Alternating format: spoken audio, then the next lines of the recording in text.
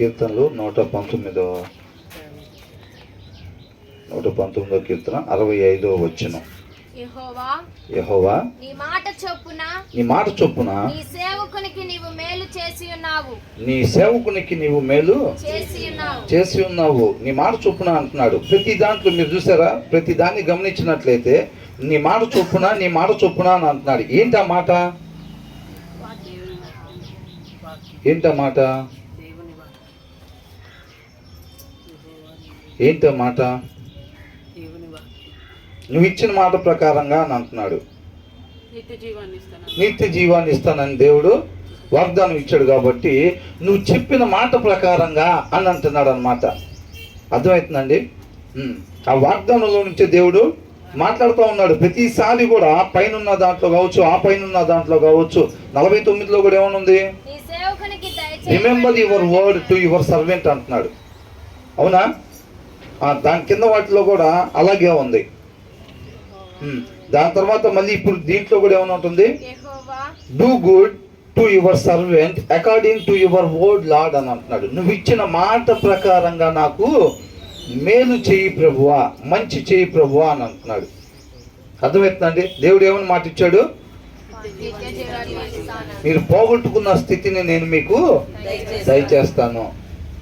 మీరు ఆ పైన ఉండాల్సిన వాళ్ళు మీరు ఆజ్ఞ అతిక్రమణ చేసి పాపం చేయటం వల్ల ఆ ఊబిలోకి మీరు పడిపోయారు. మీరు ఉండాల్సిన స్థితిలో నేను మరలా మిమ్మల్ని ఉంచుతాను. ఆ పైకి నేను మిమ్మల్ని తీసుకొస్తాను. ఎవరు మనల్ని పైకి తీసుకురాలేని స్థితిలో ఉన్నాం మనం. అవునా? ఎవరు కూడా మనల్ని రక్షించలేరు, విమోచింపలేరు. అలాంటి వారికి దేవుడు ఏం చేస్తున్నాడు? ఆయన కృపను బట్టి నేను మిమ్మల్ని రక్షిస్తాను, మీరు పోగొట్టుకున్న స్థితిని మరలా మీకు దయచేస్తాను అని చెప్పాడు అనమాట. అలా దయచేస్తాను అన్నప్పుడు ఆ లోపల ఉన్న వాళ్ళకి ఎలాంటి ఆశ పుట్టింది? ఇక మనం రాలేము, ఇక ఇంతే, రేపు రోజున తీర్పు వచ్చింది అని అంటే ఈ పాపం అనే ఊబిలో ఉన్న ప్రతి ఒక్కరు కూడా నరకానికి వెళ్ళాల్సిందే అనే ఆలోచనలో ఉన్నప్పుడు ఆయన వచ్చి రక్షకుడు ఏమంటున్నాడు? నేను మిమ్మల్ని రక్షిస్తాను. అవునా? నేను మిమ్మల్ని రక్షిస్తాను, మీరు పోగొట్టుకున్న స్థితిలోకి మిమ్మల్ని నడిపిస్తాను. మీకు తీర్పు వచ్చినప్పుడు మీరు రక్షింపబడిన వారుగా ఉంటారు. నిత్యము తండ్రితో పాటు యుగ యుగాలు ఉండేవారుగా ఉంచుతాను, మీరు నశించిపోయేవారుగా ఉండరు అని అన్నాడు. ఆ మాట అనగానే మనలో ఏం కలిగిందంట? ఆశ కలిగిందన్నమాట. ఆశ కలిగింది. సందేహించకుండా ఆయన్ని నమ్మి విశ్వసించినట్లయితే గనక ఆయన మాట ప్రకారంగా మనం సందేహించకుండా నమ్మి విశ్వసించాము అని అంటే దాని అర్థం ఏంటి? మనం విశ్వసించాము, ఆయన్ని నమ్మాము అని అంటే దాని సిమ్టమ్స్ ఏం కనపడాలి? క్రియలు కనపడాలి. అర్థమవుతుందండి? నేను నమ్మి విశ్వసిస్తున్నానండి, ఆయనే రక్షకుడు, ఆయనే మనల్ని నడిపిస్తాడు అని నేను నమ్మి విశ్వసిస్తున్నాను అని అంటే నీలో నాలో ఏం కనపడాలంట? ఆ క్రియలు కనపడాలంట. నువ్వు దేన్నైతే నమ్మావో ఆయన నన్ను రక్షిస్తాడు ఖచ్చితంగా, ఆయన నన్ను బయటికి తీసుకెళ్ళగలుగుతాడు, నేను పోగొట్టుకున్న స్థితిని నాకు మరలా ఆయన దయచేస్తాడు, దాంట్లో డౌటే లేదు అని చెప్పి మనం నమ్మి విశ్వసిస్తే దానికి సంబంధించిన క్రియలు మనలో కనపడాలన్నమాట. అర్థమవుతుందండి? అంటే నువ్వు ఆ తాడు దగ్గరకు వచ్చి ఆ తాడు పట్టుకొని పైకి ఎక్కుతున్నట్టుగా ఆయన చెప్పినట్టుగా చేస్తున్నట్టుగా కనపడాలి క్రియలు. అర్థమవుతుందండి? ఇప్పుడైతే ఇక్కడ కాలు పెట్టాను అంటాడు ఆయన, ఇక్కడ కాలు పెట్టు, దాన్ని పట్టుకో ఆ చేత్తో అని అంటున్నాడు. ఆ క్రియ కనపడాలి. నువ్వు నమ్మి విశ్వసించినప్పుడు అక్కడ కాలు పెట్టమన్నప్పుడు నువ్వు కాలు పెట్టాలి. ఇలా ఉండు అని చెప్పినప్పుడు అలా ఉంటున్నట్టుగా క్రియలు కనపడతా ఉండాలి. నువ్వు నేను వాక్యాన్ని అనుసరిస్తున్న క్రియలు కనపడతా ఉండాలి. శరీరం వేరేది కోరుకుంటా ఉండిద్ది. అర్థమవుతుందండి?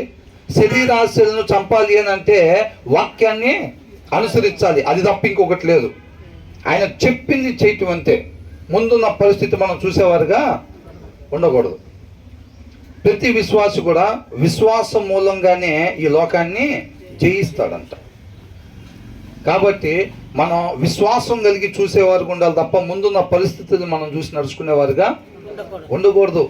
మనం నమ్మి విశ్వసిస్తున్నాము అని అంటే ఆయన ఎలా ఉండమంటున్నాడు వాక్యంలో, ఆయన ఎక్కడ కాలు పెట్టమంటున్నాడు, ఎక్కడ చేయి దేంతో పట్టుకోమంటున్నాడు, తర్వాత ఎక్కడ చేయి పెట్టమంటున్నాడు, ఎక్కడ కాలు పెట్టమంటున్నాడు, ఎలా ఎక్కమంటున్నాడు, దాని ప్రకారంగా మనం చేసేవారుగా ఉండాలన్నమాట. ప్రభా నువ్వే రక్షకుడివి, నువ్వు నన్ను నడిపిస్తావు, నేను నమ్ముతున్నాను అని చెప్పి ఆయన అక్కడ కాలు పెట్టు అని అంటే మనం పెట్టకుండా ఉంటున్నాం అనుకోండి, ఆ నమ్మకం ఏం నమ్మకం? దెయ్యాల నమ్మకం అది. అవునా? ఏంటి నన్ను నమ్మట్లేదా, నేను రక్షిస్తాను అంటున్నాను కదా, నేను మాట ఇచ్చే కదా పోగొట్టుకున్న స్థితి మరలా మీకు దయచేస్తానని అంటే ఏం చెప్తున్నారు? నమ్ముతున్నాం ప్రభువా, నువ్వు రక్షకుడివి, కంపల్సరిగా మమ్మల్ని రక్షిస్తావు, నువ్వు ఇదే మార్గాన ఈ బావిలోనే నువ్వు ఉండి పరిశుద్ధాత్మ ద్వారా ఈ లోకంలో జన్మించడా లేదా? దేవుడు జన్మించి నువ్వు ఎవరు ఎక్కలేని దీన్ని నువ్వు పైకి వెళ్ళి పునరుద్ధానుడై తిరిగి లేచి తండ్రితో పాటు యుగ యుగాలు ఉన్నవాడివి, నువ్వు జయించినోడివి, నీకు దారి తెలిసినోడివి, మమ్మల్ని అందరినీ నువ్వు అక్కడికి నడిపించగలిగినోడివి, నేను నిన్ను నమ్ముతున్నాను అని చెప్పి మరి కాళ్ళు ఎక్కడ పెట్టానంటే ఏం చేస్తున్నావు? పెట్టట్లా. అదే వాక్యాన్ని అనుసరించకపోవటం, వాక్యాన్ని అనుసరించట్లేదు, వాక్యాన్ని వింటున్నాము శుక్రవారం ఆదివారం బుధవారం, వాక్యాన్ని వింటున్నాం, వాక్యాన్ని చదువుతున్నాం, వాక్యాన్ని అనుసరించట్లేదు అని అంటే నిన్ను నమ్ముతున్నాం ప్రభువా, నువ్వే రక్షకుడివి అని అంటున్నాం, కాలాడు పెట్టయితే అని అంటున్నాడు, చేతితో దాన్ని పట్టుకో అని అంటున్నాడు, మనం మాత్రం పెట్టట్లా. ఎన్ని సంవత్సరాలు ఆయన్ని నమ్మితే మనకు రక్షణ వచ్చింది? పోగొట్టుకున్న స్థితిలోకి ఎలాగ మనం వెళ్ళేది? వాక్యాన్ని అనుసరించడం మార్గం తప్ప వేరొక మార్గం లేదు. అర్థమవుతుందండి? ఆయన ఎక్కడ కాలు పెట్టమంటున్నాడు, దేన్ని పట్టుకోమంటున్నాడు, తర్వాత ఎక్కడ పట్టుకొని పైకి ఎక్కమంటున్నాడు అనేది, ఆ తాడు ఎలా పట్టుకొని ఎక్కమంటున్నాడు అనేదే రాశారు ఇక్కడ. దీన్ని అనుసరించకపోతే మనకు తెలియదు ఆ విధానం. అర్థమవుతుందండి? నిన్ను నమ్ముతున్నాం ప్రభు, నువ్వు రక్షకుడే ప్రభు, నువ్వు నేను ఒప్పుకోపోయినా ఆయన రక్షకుడే, సర్వోన్నతుడైన దేవుడే, దాంట్లో తేడా ఏమీ లేదు. అర్థమవుతుందండి? మనలో క్రియలు కనపడకపోతే నశించిపోయేది ఎవరు? అందరి కోసం, ఆ బావిలో ఉన్న ప్రతి ఒక్కళ్ళ కోసం ఆయన తాడుని కిందకి వేశాడు. ఏంటా తాడు? వాక్యం. ఆయన కుమారుడు.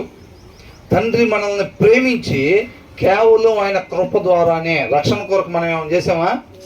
ఏమీ చేయలే. చేయాల్సింది మొత్తం చేసి పోవాల్సినంత అడుక్కు మనం పోయాం. అవునా? ఇక బయటికి రావటం అనేది మనకి ఎవరికి తెలియదు. తండ్రి కేవలం ఆయన కృప చొప్పున మనల్ని ప్రేమించి ఆయన కుమారుడు వాక్యం అనే తాడుని లోపలికి వేశాడు. ప్రతి ఒక్కరి కోసం వేశాడు. ఎవరో కొంతమంది కోసం, ఈ మూల మీద ఉన్న వాళ్ళ వరకు ఎక్కండి, మీరు రాకూడదండి, మిగతా వాళ్ళు ఎక్కకూడదు, మీకోసం కాదు తాడేసింది అని అంటున్నారా? అలా అంటలేదు. ఎవరైతే సందేహించకుండా నమ్మి విశ్వసిస్తారో వాళ్ళందరికీ కూడా ఆయన ఇచ్చిన వాగ్దానం నెరవేరుస్తాడు వాళ్ళ పట్ల. అర్థమవుతుందండి?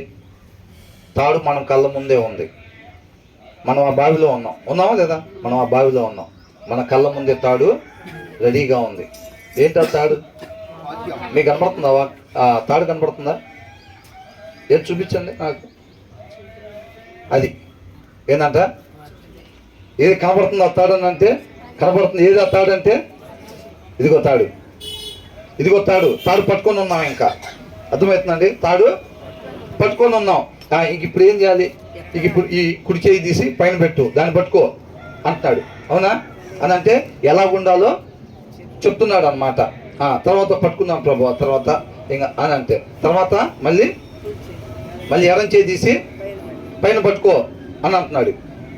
అర్థమవుతుందండి? తర్వాత ప్రభువా అని అంటున్నాడు. నమ్మి విశ్వసించినప్పుడు ఆయన ఏది చెప్తున్నాడు అది మనం చేయాలి. తర్వాత ఏమంటున్నాడు? ఆ కింద ఉన్నది కుడి చేయి ఉంది కదా, ఫస్ట్ పట్టుకున్నది, దాన్ని మరలా తీసి మళ్ళీ ఇలా పైన పట్టుకో అని అంటున్నాడు. అర్థమవుతుందండి? అలా అంటున్నాడు. మళ్ళా తర్వాత ఎడం చేయి తీసి మళ్ళీ పట్టుకో అని అంటున్నాడు. ప్రభు కష్టంగా ఉంది ప్రభు అని అంటాం, అయినా నీకు ప్రాబ్లం లేదు. ఏమంటున్నాడు? నిరీక్షణ ఏంటంట? నేను ఖచ్చితంగా ఒక దినాన తండ్రితో పాటు యుగాలు ఉండబోతున్నాను, రేపు తీర్పు వచ్చినప్పుడు నేను రక్షింపబడిన వారిలో ఉండబోతున్నాను. కష్టం ఉంటుంది, కొంతకాలమే మనకి ఈ శ్రమలు. ఆ తాడు పట్టుకొని నిజంగా ఒక రకంగా తాడు పట్టుకొని బావిలో నుంచి పైకి రావాలంటే తేలిక ఉంటుందా, కష్టం ఉంటుందా? కష్టంగానే ఉంటుంది. మన బాడీ మొత్తం, మన బరువు మొత్తం చేతుల మీద ఇట్లా మోసుకుంటూ వెళ్ళాలంటే కష్టంగానే ఉంటుంది. ఎప్పుడు వరకు? పైకి వచ్చేంత వరకే. తర్వాత యుగ యుగాలు ఆయనతో పాటు ఉంటాం. అర్థమవుతుందండి? కాబట్టి తర్వాత ఇక తాళ్ళు ఎక్కే పని ఉంటుందా? ఇంకొండదు. అర్థమవుతుందండి? ఆ పోగొట్టుకున్న స్థితిలోకి నేను మరలా వెళ్ళాలని ఎవరైతే ఆశ కలుగుంటారో, సందేహించకుండా ఆయన్ని నమ్ముతారో, ఆయన ఏమి చెబుతున్నాడో, ఎలా రమ్మంటున్నాడో, ఎక్కడెక్కడ కాలు పెట్టి ఎక్కడెక్కడ చెయ్యేసి రమ్మంటున్నాడో అలా వస్తే మరణాన్ని జయించి ఆయనతో పాటు, తండ్రితో పాటు యుగయుగాలు ఉంటాము. అర్థమవుతుందండి? కాబట్టి ఆ తాడిదే. వాక్యమైన దేవుడు ఎలా ఉండమని చెప్తున్నాడో అలాగే మనం ఉండాలి. ఎదుటి వారిని భక్తి కాదు. ఎదుటి వాళ్ళు కొంతమంది తాడి అల్లాడదీసే ఉంటుంది, అయినా వాళ్ళు వాక్యానుసారం వండుకుని వాళ్ళు ఇష్టం వచ్చినట్టు ఉంటూ ఉంటారు. అంటే తాడు అక్కడే ఉంటుంది, వాళ్ళు ఆ తాడు పట్టుకోకుండా ఎక్కండి, తాడు పట్టుకొని ఎక్కండి, ఎప్పుడు తీర్పు వచ్చిద్దో తెలియదు, దేవుడు రాకడ ఎప్పుడు వచ్చిందో తెలియదు, ఏంటి అటు ఇటు చూస్తున్నారు, ఎక్కడ గబగబా ఒకరి తర్వాత ఒకళ్ళు ఎక్కండి అంటే తెలుసులేవయ్య ఆయన ఎవరో చెప్పారు అంటే ఈ తాడు పట్టుకుంటే పైకి వెళ్తామని. మనం వెళ్ళేవాళ్ళం కాదు, అయిపోయింది మన పని అంటూ ఉంటారు.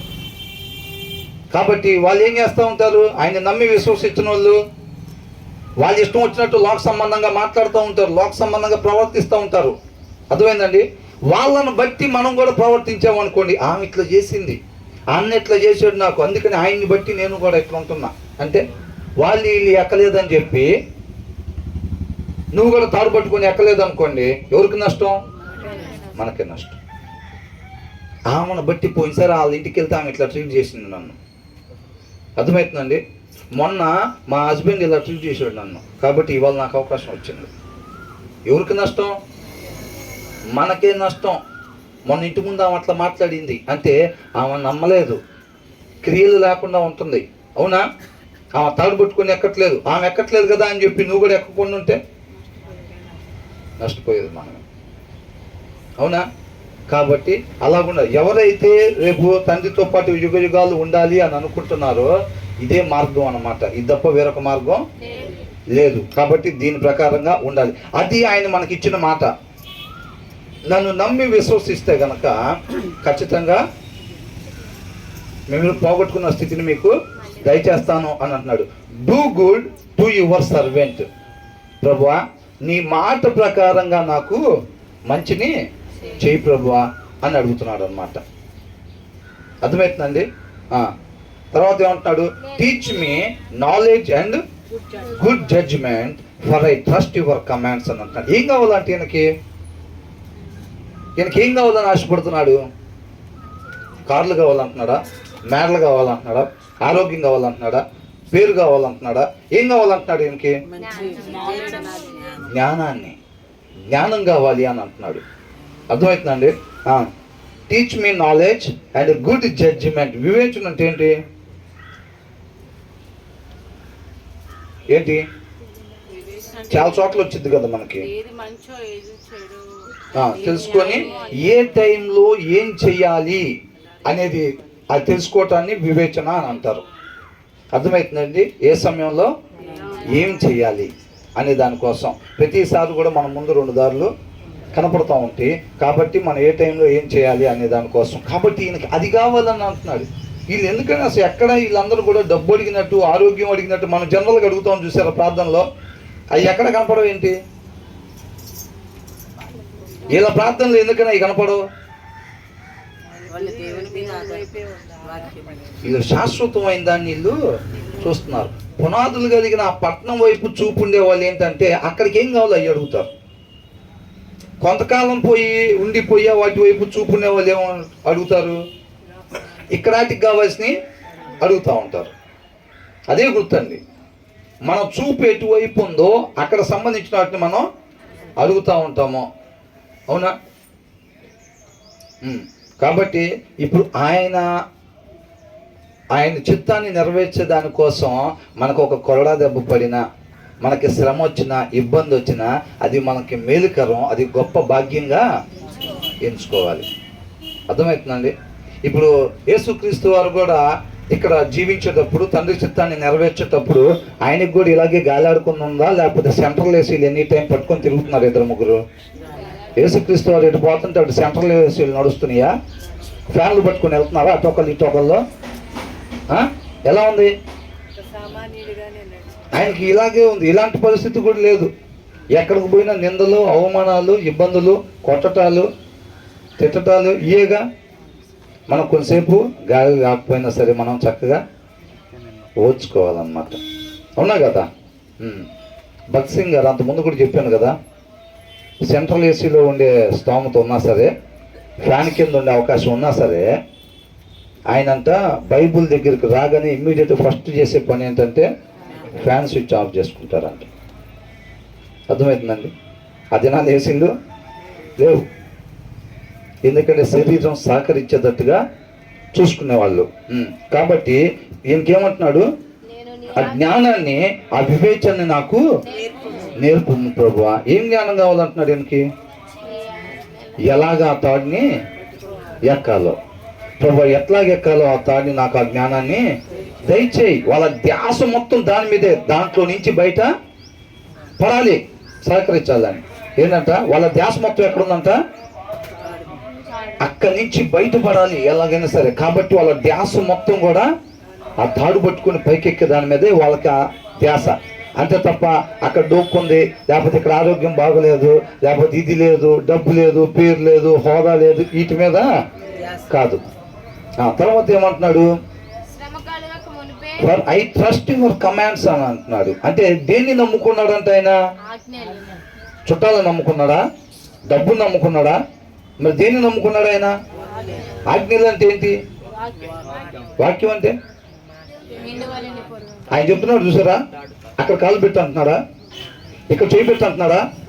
దాన్ని నేను నమ్ముకున్న నీ మాటని ప్రభా చెప్పు, ఎక్కడ కాలు పెట్టాలో చెప్పు ప్రభా, ఎలా పట్టుకోవాలో చెప్పు ప్రభా, ఎలా పైకి ఎక్కాలో చెప్పు, ఇప్పుడు నన్ను ఏం చేయమంటావు చెప్పు అని అంటున్నాడు. దాని మీద, నీ నోట్లో నుంచి వచ్చే మాట మీద నేను ఆశ పెట్టుకొని ఉన్నా, నమ్మకం పెట్టుకొని ఉన్నాను అంటున్నాడు. మనం కూడా అలాగే ఉన్నామా?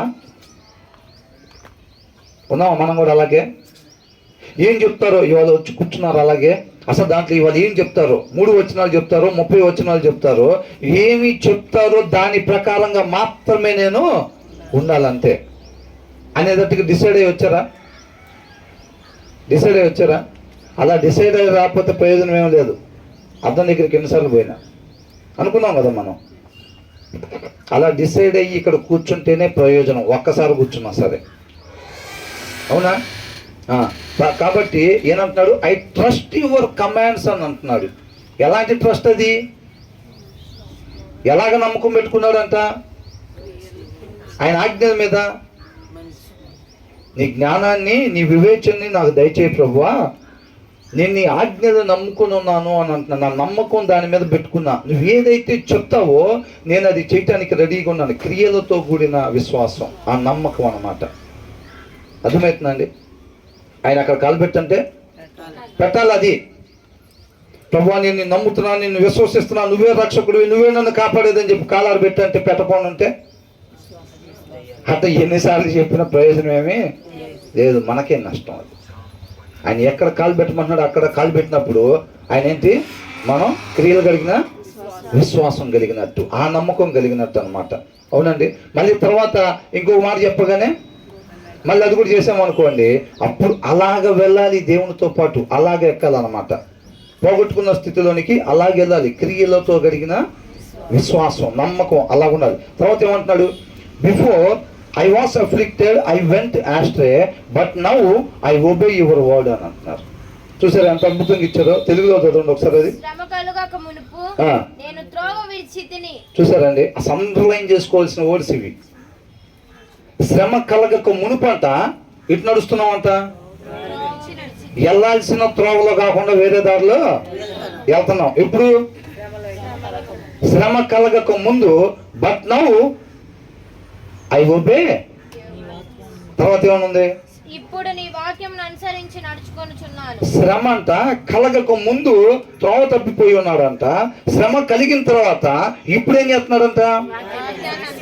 నీ వాక్యాన్ని, నీ మాట ప్రకారం ఇప్పుడు కాలు పెడుతున్నారు అక్కడ.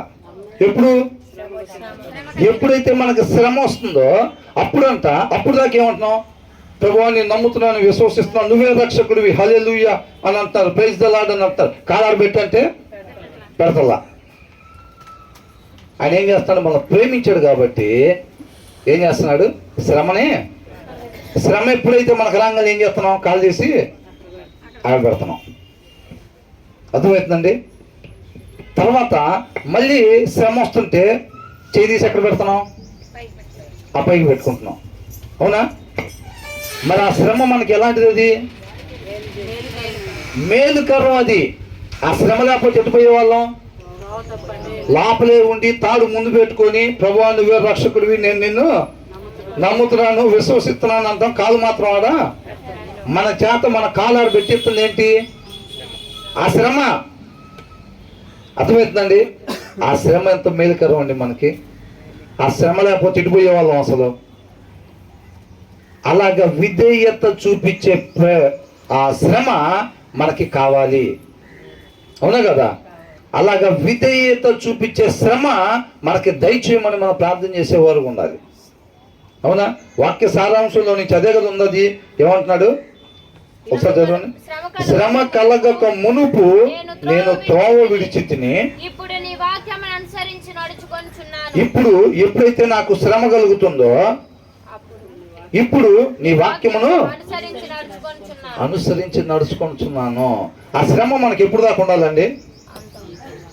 ఎప్పటి వరకు ఉండాలి మనకు ఆ శ్రమ? ఎప్పటి వరకు ఉండాలని కోరుకోవాలి మనం? అంతం వరకు ప్రభువా అలాంటి శ్రమ నాకు దయచేయి ప్రభువా, అంతం వరకు ఆ శ్రమ నాకు దయచేయి ప్రభువా. ఆ కొద్ది దినాలు మీకుండే శ్రమ అదే అంటున్నాడు. అర్థమవుతుందండి? కొంతకాలం మీరు శ్రమలు అనుభవించాలి అని అంటున్నాడు. ఎందుకంట? విధేయత చూపించటానికి. ఆ శ్రమ నీకు ఉంటేనే నా మాట ప్రకారంగా నువ్వు చేస్తావు, అది నీకు మేలుకరం అని అంటున్నాడు. అదే నిన్ను పైకి తీసుకొచ్చేది. అంటే ఒక రకంగా చెప్పాలంటే లిఫ్ట్ లాంటిది అన్నమాట. అవునా?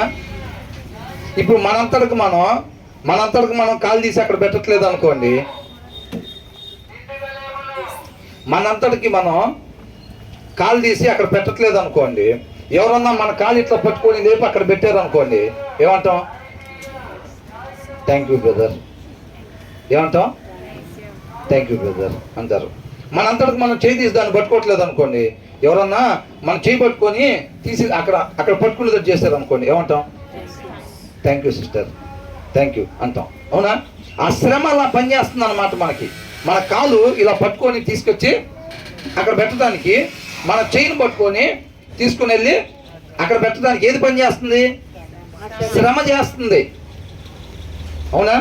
శ్రమ కలగక మునుపు నేను త్రోవ విడిచి ఉన్నాను. త్రోవ విడిచి ఉంటాం అంటే తాడు ముందు పెట్టుకొని దాన్ని పట్టుకో.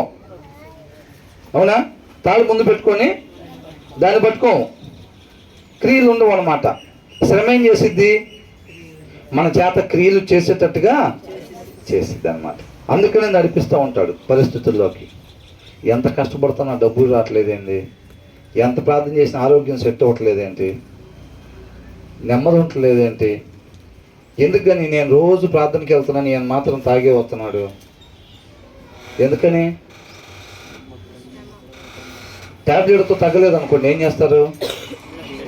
ఇంజక్షన్ చేస్తారు. అవునా? ఆయన వదిలిపెట్టేస్తాడా? ట్యాబ్లెట్తో తగ్గలేదు వదిలేసేవాడిని ఇంకంటాడా? ఆయన మనల్ని ప్రేమించినాడు కాబట్టి ఇంజక్షన్ చేస్తాడు. ఇంజక్షన్కి మనం తెలుసుకోవాల్సింది తెలుసుకుంటే ఓకే, తెలుసుకోకపోతే తర్వాత ఏం చేస్తాడు? సర్జరీ చేస్తాడు. ఆయన మనల్ని ప్రేమించాడు కాబట్టి. ఆయనే ఉంటే నేను ఎందుకు జనరల్ వార్డులో ఉంటాను ఇక్కడ? అవునా? నువ్వు కాలనీలో ఉన్నప్పుడు నువ్వు కాలాడ పెట్టకపోతుంటే ఆయన మనల్ని ప్రేమించి ఆయన కృపను బట్టి జనరల్ వార్డులోకి తెచ్చాడు. ఎంతమందికి అర్థమైంది ఈ మాట? అవునా? మనంతటికి మనం కాలనీలో ఉంచితే, ఇంటి దగ్గర కాలు ఎత్తి దాని మీద పెట్టపోతుంటే ఆయన మనల్ని ప్రేమించి ఎక్కడికి తెచ్చాడు? జనరల్ వార్డులోకి తెచ్చాడు ఆయన మనల్ని. అప్పుడు పెడతాం లేదా కాలు అక్కడ? వద్దన్నా చేస్తాం ప్రార్థన, వద్దన్నా చేస్తాం ప్రార్థన. స్మరణ, థ్యాంక్స్ గివింగ్లో అప్పుడు పగలు రాత్రి ఏముండదు. ఇక మిడ్ నైట్ ప్రార్థనలు అప్పుడు వద్దన్నా థ్యాంక్స్ గివింగ్లు మిడ్ నైట్ అప్పుడు జరిగిపోతానే ఉంటాయి. కరోనా టైంలో కూడా జరిగినాయా లేదా? ఇంటి పక్కన ఆయన హాస్పిటల్కి తీసుకెళ్లారంటే క్వారంటైన్లోకి, ఇంటి వెనకాల ఆయన తీసుకెళ్ళారంటే ప్రార్థన ఆగినాయా మన ఇంట్లో? ఆగలేదు అసలు. కరోనా పోయిన తర్వాత ప్రార్థన లేదు, ఏం లేదు. ఇంకా బోడి మల్లన్న లాగా ఏంటంట? వాడ మల్లన్న. ఎప్పుడైతే సేఫ్ ప్లేస్లోకి వెళ్ళిపోయామా బోడి మల్లన్న అంట. అవునా కదా? ఇక లేదుగా పైన వైరస్ బయట పోయిందంట అనగానే అమ్మయ్య తీసేయండి బైబిల్ ఇంకా ఆడబెట్టి తీసుకెళ్ళి అందరి బైబిల్ తీసుకునేది, అందరి బైబిల్ తీసుకుని ఆడబెట్టండి అల్మర్లో. అంతేనా? అదేనా కోరుకుంటున్నాడు? న్యాయాధిపతుల్లో కూడా వీళ్ళని అక్కడికి పంపించేవాడు. ఎక్కడికి? క్వారంటైన్లో పంపించేవాడు. ఎక్కడ క్వారంటైన్ అంటే? శత్రువుల దగ్గరికి పంపిస్తే ఆ 14 రోజులు వీళ్ళు ఏం చేసేవాళ్ళు? కొంతమంది 8 సంవత్సరాలకి, కొంతమంది 18 సంవత్సరాలకి, కొంతమంది 25 సంవత్సరాలకి క్వారంటైన్లో పెట్టాల్సి వచ్చేది. పెట్టినప్పుడు వాళ్ళు ఏమైంది? ఇంకా మేము తెలుసుకున్నాం ప్రభా, ఇంకా నీ మాట ప్రకారంగా ఉంటాం, మాకు అర్థమైంది ఇక్కడికి ఎందుకు వచ్చాము, మేము బయట తిరగద్దంటే కూడా మేము తిరిగాము, వచ్చింది అందుకే ఇక్కడికి వచ్చాము, ఇక మేము బయటకు పోం ప్రభా, మేము ఇంకా ఉంటాం. ఎప్పుడైతే ఇంక నీకు ప్రాబ్లం ఉంది ఇక్కడికి వెళ్ళిపోవచ్చు నువ్వు ఇంటికి అన్నారో మళ్ళీ ఏమైంది? ఇంకేమున్నది మళ్ళీ అది. అర్థమవుతుందా? ఆయన నేర్పించిన దాన్ని ఇక విడిచిపెట్టకుండా దాని ప్రకారంగా ఎవరైతే మనం నడుచుకుంటామో వాళ్ళు రక్షింపబడతారనమాట. శ్రమ మనకు అంత మేలుకరం. శ్రమలు వస్తున్నాయా, ఇబ్బందులు వస్తున్నాయా, యేసుని నమ్ముకొని మొత్తం తీసేస్తాడంటే అది వాక్యానికి విరుద్ధం ఆ మాటలు. అర్థమవుతుందండి? ఇబ్బందులు వస్తున్నాయా, అవమానించబడుతున్నారా, శ్రమలు వస్తున్నాయా, రండి యేసు దగ్గరికి రండి. ఎమ్మటే మత్తయి సువార్త 11వ అధ్యాయం 28వ వచనం, ప్రయాసపడి సమస్త జనులు నా దగ్గరికి రండి మొత్తం తీసేస్తాం. మీకు అది తీసేస్తే మేము కాళ్ళు చేతులు పైకి లేపాం, పశువాతం వచ్చిన వాళ్ళ తాడు ముందు అట్లాగే ఉంటాం. ఆ శ్రమ తీసేస్తే ఏమైంది? మనల్ని రక్షించే తాడు మన ముందే ఉంటుంది, మనం కాళ్ళు తీసాడా పెడతాం, చేయి తీసి అక్కడ పెడతాం. మా అంతటికి మేము పెడతలేదని దేవుడు ఆయన కృపను బట్టి మాకు లిఫ్ట్ ఇచ్చాడు. కాళ్ళు ఆడ పెడతానికి, చెయ్యి ఆడ పెట్టడానికి, నడిపించడానికి పరిశుద్ధాత్మ సహాయం పెట్టినట్టుగా ఆ శ్రమ అనేది ఇచ్చాడు మాకు. నువ్వు వచ్చి ఇంకేముందో దాన్ని తీసేసావు, అంతేనా కదా? శ్రమలు తీసేస్తాం రండి అనే వాళ్ళ దగ్గరికి పోయాం అనుకోండి, ఆయన నిజంగా శ్రమలు తీసేసాడు అనుకోండి, ఆయన చేతిలో ఏముండదు అనుకోండి, చెప్తున్నా, తీసేసాడు అనుకోండి, తాడు ముందే నిలబడతాం సెల్ఫీ దిగేవాళ్ళలాగా, ప్రయోజనం ఏమి? రేపు తీర్పు వచ్చినప్పుడు తాడు పక్కనే నుంచొని ఉంటే రక్షింపబడతామా? పైన ఉన్న వాళ్ళు రక్షింపబడతారు. అది చెప్తున్నాడు అనమాట. Before I was afflicted I went astray అని అంటున్నాడు. కాబట్టి శ్రమ కలుగుతుంది అని అంటే ఏంటి అర్థం? రైట్ వేలో వెళ్తున్నాము. అర్థమవుతుందండి? ఇద్దరి మధ్యలో ఘర్షణలు వస్తున్నాయి, భార్య భర్తల మధ్యలో, లేకపోతే పని దగ్గరకు పోయినప్పుడు మనకి శోధన ఎదురవుతుంది, లేకపోతే ఇలా ఉంది పరిస్థితి అంటే ఏంటి? శ్రమ. శ్రమ ఇది మొత్తం కూడా. అవునా? ఇళ్ళ పక్కన వాళ్ళతోటి కొంచెం ఇబ్బంది కలుగుతుంది, మన వాక్యానుసారంగా ఉంటున్నా సరే. ఏమన్నా శ్రమల్లో వేరే రకం కూడా ఉంటుంది. మన వాక్యానుసారంగా లేకుండా వచ్చేటప్పుడు శ్రమ అది వేరు. అవునా? మన వాక్యానుసారం ఉంటున్నప్పుడు అయినా శ్రమలు వస్తున్నాయి అని అంటే ఏంటి అర్థం? మన రైట్ వేలో వెళ్తున్నాము అని అర్థం. శ్రమలు ఏమీ రావట్లేదా జాగ్రత్త అని అంటాడు. ఇదేం వాక్యం రా బాబు ఇక్కడ చెబుతున్నారు ఇక్కడ?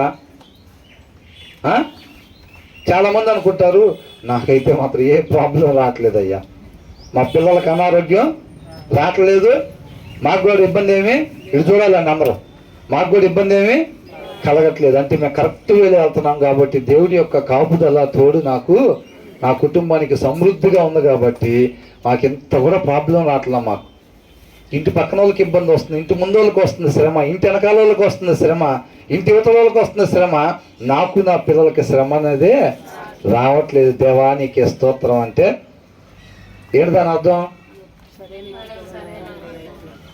అసలు మనం ఎక్కటం మొదలే కాలేదు, అంతేనా కదా? అమ్మయ్య మాకు శ్రమ రావట్లేదంటే మేము వాక్యానుసారం ఉంటున్నాం, మేము భక్తులం కాబట్టి మాకు శ్రమ రావట్లేదు.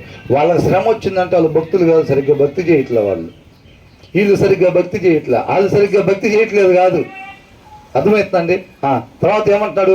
Before I was afflicted I went ఆస్ట్రే but now I obey your word. విధేయత చూపించడానికి. ఇది చూసారండి, ఇప్పుడు మనం చాలా మంది మనలో ఉన్న లోపం ఏంటనుకున్నాం? ఏమండి వాక్యంలో అలా ఉంటుంది, అది మాకు కూడా తెలుసు, మేము ఫస్ట్ నుంచి క్రిస్టియన్సే, బాప్తీసం తీసుకొని కూడా 2 సంవత్సరాలు అవుతుంది. వాక్యంలో అలా ఉంటుంది, కానీ మేము అలా ఉండలేదు అనుకోండి, అది వేరే విషయం. అలా ఉంచటానికి అన్నమాట ఈ శ్రమ అనేది మనకి.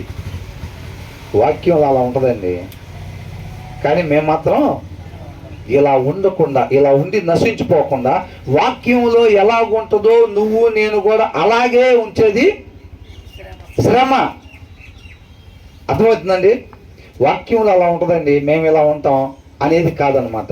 ఈ దినాల్లో చాలా మందికి అవసరమైంది అది.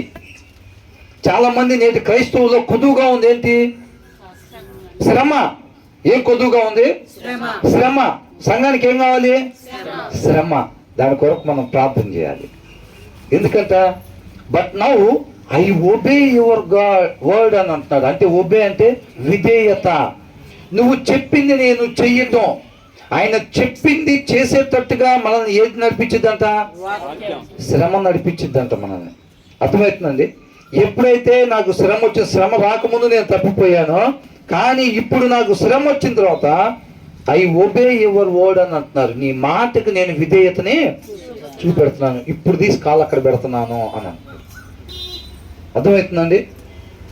ఆ శ్రమ రావటం వల్ల మనం ఏంటంటే చాలా మంది వాక్యం అబద్ధాలు ఆడొద్దని ఉంటుంది, మేము ఆడుతూ ఉంటాం. సీరియల్ చూడొద్దని ఉంటుంది, మేము చూస్తూ ఉంటాం. కుళ్ళుకోవద్దని ఉంటుంది, మేము కుళ్ళుకుంటాం. ఈర్షపడొద్దని ఉంటుంది, ఈర్షపడతాం. అంటే మనకి ఏం కొదువైంది? శ్రమ కొదువైంది మనకి. అర్థమవుతుందండి?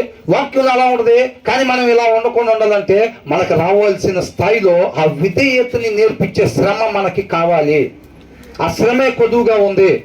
అప్పుడు వాక్యంలో అలాగుంటే మనం కూడా అలాగే ఉంటాం. మనకి కావాల్సినంత ఆ శ్రమ వచ్చినప్పుడు. అర్థమవుతుందండి? ఆ శ్రమ మనకు కొదువైనప్పుడు ఏమైంది? వాక్యం అలా ఉంటుంది, మనం మాత్రం ఇలా ఉంటాం. అర్థమవుతుందా? వాక్యం అలా ఉంటుంది, మనం మాత్రం ఇలాగుంటాం. వాక్యం అలాగుంటుంది, మనం కూడా అలాగ ఉండాలంటే శ్రమ కావాలన్నమాట. ఆ శ్రమే మనల్ని ఆయన మాటకి విధేయత చూపించేటట్టుగా చేసిద్దాన్ని. ఎంతమంది కావాలనుకుంటున్నారు అది? ఆయన మాటకి విధేయత చూపించాలి. మనం కూడా ఏంటంటే వాక్యం అని తెలుసండి మాకు, వాక్యం తెలియకేం కాదు, వాక్యంలో ఏముందో మాకు తెలుసు, కానీ దాని ప్రకారం ఉండలేకపోతున్నాం. అవునా? ఆయన మాటకి విధేయతని చూపించలేకపోతున్నాం. ఆ విధేయత చూపించేటట్టు చేసేదే శ్రమ అని అంటున్నాడు. వాక్యంలో అలా ఉందండి. వాక్యం తెలీదా? దావీదు గురించి చెప్పమంటే బ్రదర్ మీరు 2 నిమిషాలు పక్కన కూర్చుంటే స్టార్టింగ్ నుంచి వెళ్ళిందా మేము? ఆయన ఎవరితో ఫైటింగ్ చేశాడు, ఎవరిని వివాహం చేసుకున్నాడు, ఆయన ఎలా వచ్చాడు, తర్వాత ఆయనకి పిల్లలు ఎవరు పుట్టాడు, ఎప్పుడు ఆయన పట్టాభిషేకం చేశాడు, ఆయన జీవితం ఎక్కడ ముగిసిపోయింది మొత్తం మేము చెప్పేసేస్తాం. మోషే ఎక్కడ పుట్టాడు, ఆ బుట్టలో నుంచి తర్వాత ఎట్లా వచ్చాడు, ఎవరి దగ్గర పెరిగాడు, కొంతకాలం తర్వాత ఏ బానిసల దగ్గరికి వెళ్ళాడు, ఏ బానిసలని తర్వాత ఆయన ఒకరిని హత్య చేసి మళ్ళీ పారిపోయి మళ్ళీ తిరిగి వచ్చి. అవునా కదా? ఇదంతా మోషే గురించేనా? తెలుసా లేదా మీ అందరికి? ఇది తెలుసు. తెలియక కాదు, కాకపోతే వాక్యం తెలియక కాదు, దాని ప్రకారంగా మనం జీవించకపోవటం వల్ల అది మనకు కావాల్సింది. దాని ప్రకారంగా మనం జీవిస్తేనే, ఆయన చెప్పినట్టుగా చేస్తేనే నిత్య జీవంలోకి మనం వెళ్తాము. అలా మనం నడిపించేది, ఆయన మాటకి విధేయత చూపించేదంట శ్రమ. ఏంటి రాత్రి 15 అధ్యాయాలు చదివాను కదా, పొద్దున్నే గొడవైంది ఏంటి ఎంతో?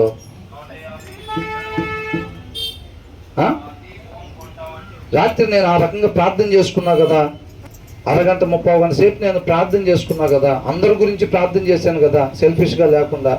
ఏంటి పొద్దున్నే ఆఫీస్కి వచ్చేసరికి ఇలా ఉంది ఏంటి పరిస్థితి? ఆయన కృప చూపించాడు కాబట్టి ఆఫీస్లో పరిస్థితి అలాగా ఉంది. అవునా? ఆయన కృప చూపించాడు కాబట్టి రాత్రిపూట అంటే బ్రదర్ 14 భార్య భర్తలు ఇద్దరు తన్నుకుంటా ఉంటే మనం బాగున్నట్ట?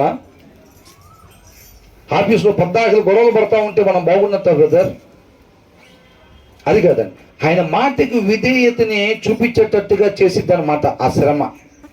అర్థమవుతుందండి? కాబట్టి నేను రాత్రి ప్రార్థన చేస్తే పొద్దున్నే అంత సాఫీగా ఉండాలి కదా, నాకు నేను అనుకునేటట్టు వాతావరణం ఉండాలి కదా ఆఫీస్లో, నేను అనుకునేటట్టుగా ఇంటి చుట్టూ వాతావరణం ఉండాలి కదా అని మనం అనుకోకూడదు. అట్లాగా అది ఆయన పొద్దున్నే ఆ ఏర్పాటు ఇంటి ముందు వాళ్ళతో, ఇంటి పక్కన వాళ్ళతో, లేకపోతే ఆఫీసులో, లేకపోతే భర్త దగ్గర ఆ శ్రమ మనకి రప్పించలేదు అనుకోండి, మనం ఏం చేసేవాళ్ళం? వాక్యం అలా ఉంటుందండి, కానీ మనం మాత్రం ఇలాగా వెళ్ళిపోతూ ఉండేవాళ్ళు. ఆ దినం అట్లా వెళ్ళిపోయేది అన్నమాట. ఆయన కృపను బట్టి, రాత్రి నువ్వు నేను చేసిన ప్రార్థన బట్టి, అవునా, నువ్వు నేను ఆయన పాదాల చెత్త గడిపిన సమయాన్ని బట్టి, 10 అధ్యాయాలు 15 అధ్యాయాలు చదివిన దాన్ని బట్టి పొద్దున్నే ఆ శ్రమ మనకి రెడీ చేశాడు ఆయన కృపను బట్టి. అర్థమవుతుందండి? అప్పుడు ఏం చేస్తాం? వాక్యం అలా ఉంటుందండి, మేము కూడా అలాగే ఉంటాం అని ఉంటుంది. తర్వాత ఏమంటుంది? You are good and what you do is good అని అంటున్నారు. దేవుడు ఎలా అంటాడు అంటే ఎవరితో మాట్లాడుతున్నాడు? కీర్తనకారుడు ఎవరితో మాట్లాడుతున్నాడు అండి? కీర్తనకారుడు ఎవరితో మాట్లాడుతున్నాడు? యు ఆర్ గుడ్ అంటున్నాడు. అంటే మననేనా?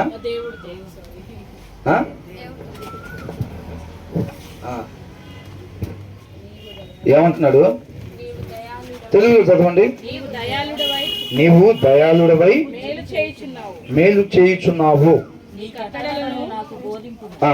ఇక్కడ ఇంగ్లీష్ ఏమనుందంటే యు ఆర్ గుడ్. ఎలా అంటాడు అంట దేవుడు? మంచివాడు.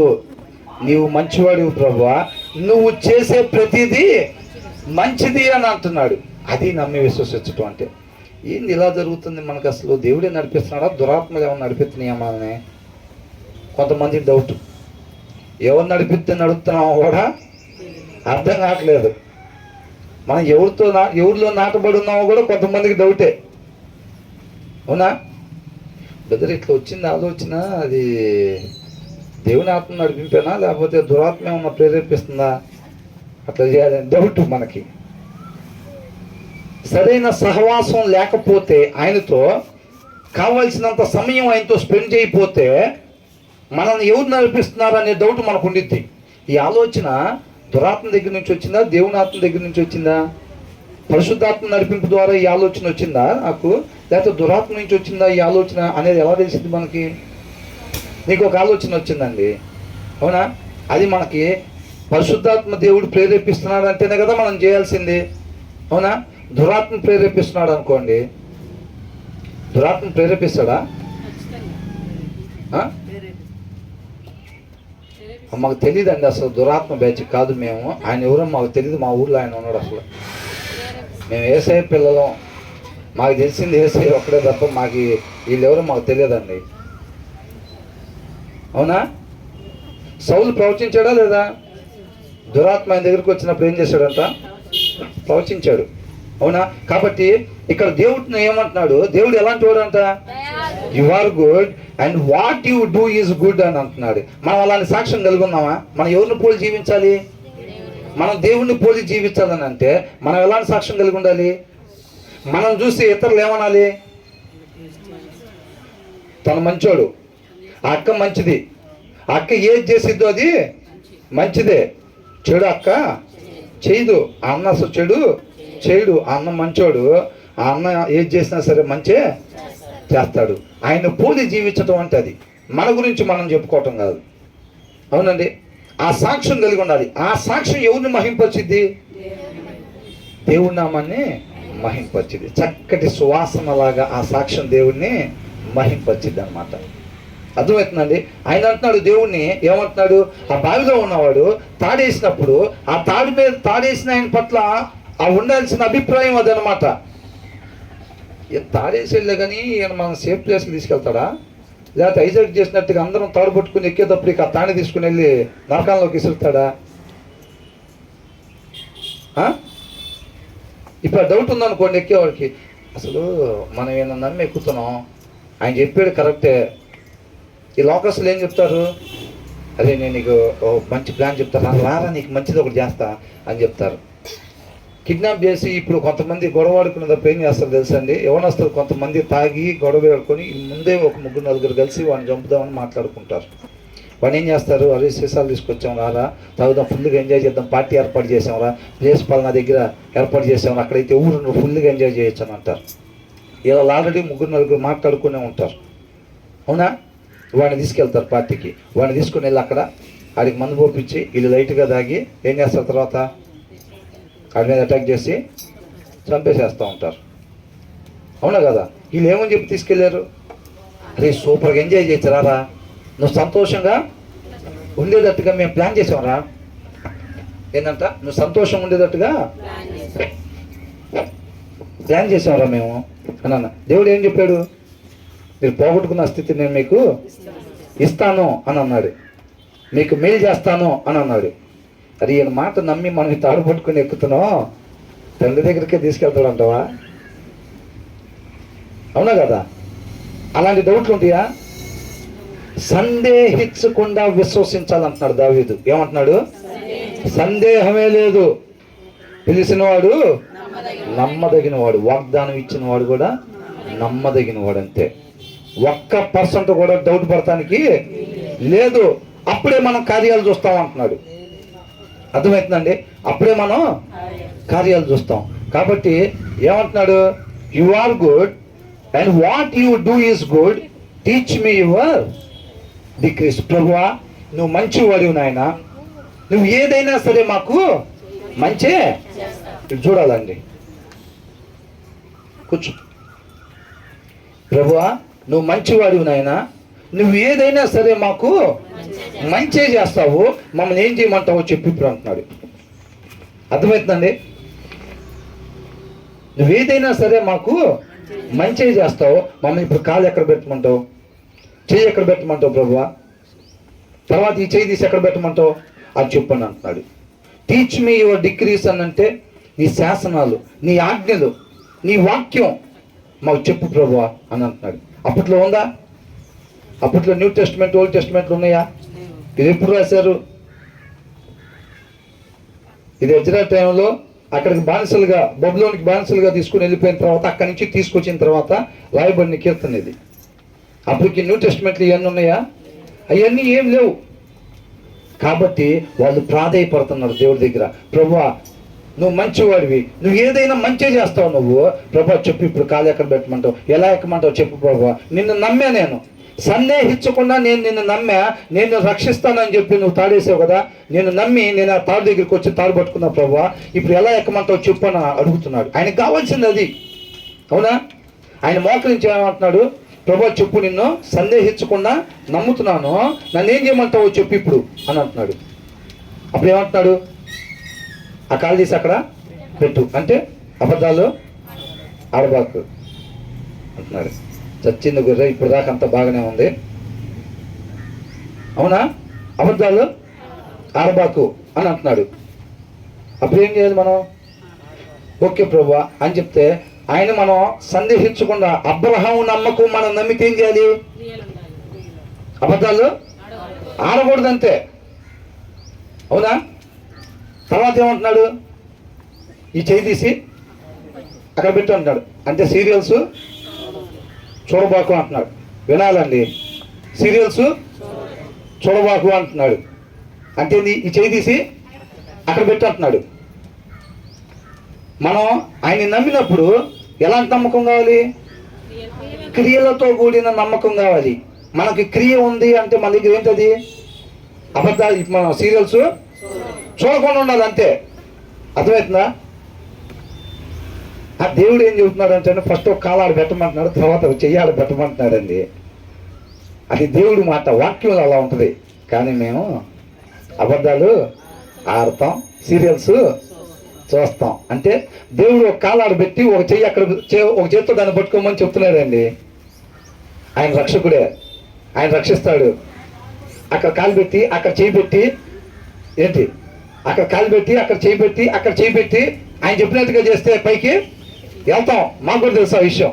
వాక్యం ఎక్కడికి నడిపించింది? నిత్య జీవానికి నడిపించింది. అక్కడ ఆయన చెప్పినట్టుగా అక్కడ కాలు పెట్టి అక్కడ చెయ్యేసి వెళ్తే పైకి వెళ్తాం. మాకు కూడా తెలుసు. కానీ మేము మాత్రం కాలు అక్కడ పెట్టాం. అబద్ధాలు మానుకోం. ఆ చేయి తీసి అక్కడ పెట్టాం. ఎందుకనండి? కాలు అక్కడ పెడితే ఏమైంది? అబద్ధాలు మానుకుంటే ఏమైంది? అబద్ధాలు మానుకుంటే, ఆ చేయి తీసి ఆడ పెడితే, సీరియల్ మానుకుంటే ఆ దారి నిత్య జీవానికి తీసుకెళ్ళిద్దని మాకు తెలుసు. అది దేవుడు మాటని తెలుసు. మాకు తెలియక కాదు మేము పెట్టంది కాలు అక్కడ. ప్రతిదీ చూడండి వింత గిట్టు తప్ప. అవునా? ఇప్పుడు కాళ్ళు అక్కడ పెడితే, చెయ్యి అక్కడ పెడితే ఎక్కడికి వెళ్తామో తెలుసు. తెలియక ఇది చూడండి, మీరు తెలుగులో చెప్పా కదా, అందుకనే కొంతమంది దేవుని సేవకులు ఎట్లా చెప్తారు తెలుసండి? సిగ్గు లేదా? ఎన్నిసార్లు చెప్పాలి అసలు మీకు? దేవుడు మాట కదా అది. అన్నం తింటున్నారా, ఏం తింటున్నారు అని చెప్తాడు. వాక్యాలు చెప్పేవాళ్ళని చూడలేదా? చెప్తా ఉంటారు. మనిషి ఎట్లా బాగుతా ఉంటే అలా పక్కకు తెప్ప. అసలు ఇట్లా సాఫ్ట్గా చెబుతున్నాం అనుకోండి, అన్నీ వింతే. ఏమైంది అక్కడ? ఇదేంటి గాలికి ఇట్లా కలుగుతుంది? అవునా? మనకి కాలు ఎక్కడ పెట్టాలో, చెయ్యి ఎక్కడ పెట్టాలో తెలియక కాదు మనకి. తెలుసా తెలీదా? తెలుసా తెలీదా? కాలు ఎక్కడ పెట్టాలో తెలుసు, చెయ్యి ఎక్కడ పెట్టాలో తెలుసు, కాలు అక్కడ పెడితే ఎక్కడికి వెళ్తామో తెలుసు. వాక్యం తెలియక కాదు, కానీ పెట్టమంతే. ఎందుకని? ఎందుకు పెట్టరు బ్రదర్? నీళ్ళలో మునిగామంతే. ఆ అవిధేయతని మేము చంపలా. ఏందంట? అవిధేయతని చంపలా. ఆయన మాట ఆడ పెట్టమంటున్నాడు కాలు, మేము పెట్టము. ఆయన పండు తినొద్దన్నాడు, మేము తింటాము. అంతేనా కదా? అదేనా కదా జరుగుతుంది? అదే కుదువైంది.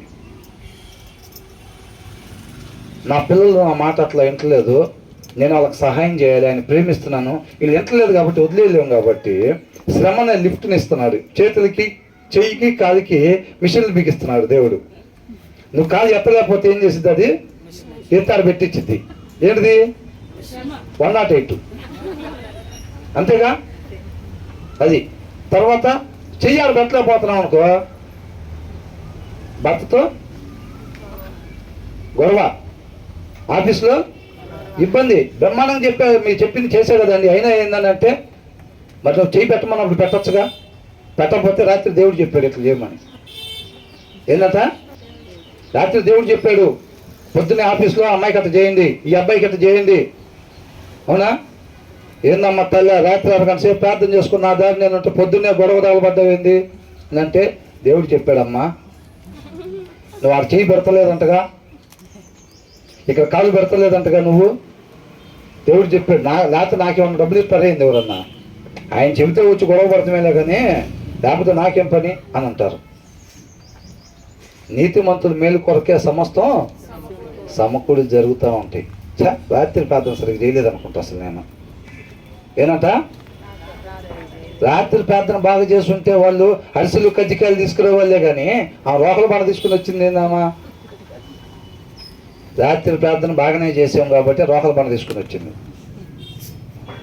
అవునా కదా? ఆ రోకల బండే మనల్ని కాలు తీసాడా పెట్టించింది. అది అదే మన నిత్య జీవంలో నడిపించా. ఏందండి ఇప్పుడు మీరంతా మేలు పొందుకోవాలి, తండ్రితో పాటు యుగాలు ఉండాలన్నా కోటా దెబ్బలు కొడుతున్నారు. అవునా కదా? రాత్రి మొత్తం ఆయన ప్రార్థనలో గడిపొచ్చాడంట. ఎవరు? యేసుక్రీస్తు వారు. రాళ్ళు తీసుకొని కొడతా కెమర పడుతున్నారు.